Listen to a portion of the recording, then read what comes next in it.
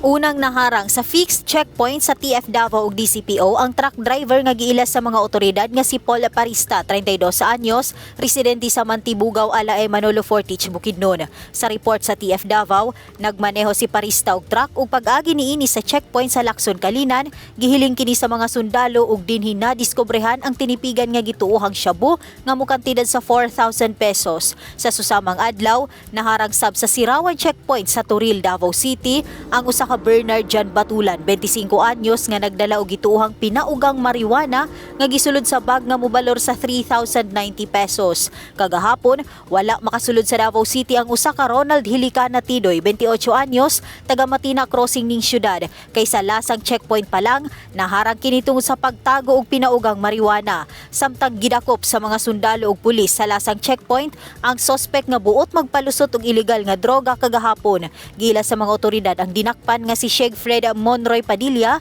41 anyos, taga Visayan Village, Tagum City. Kapin 30,000 pesos nga kantidad sa gituohang shabu ang nakuha sa posesyon ni Padilla. Gipagpriso na sa mga police station ang mga dinakpan. Gipaniguro na TF Davao Commander Colonel Darren Comia nga dili gyud basta-bastang makalusot ang mga kontrabando sa syudad tungod sa hugot nga pagbantay sa mga sundalo ug pulis. Nurin Michelle Igonia, Newsline Philippines, stay safe.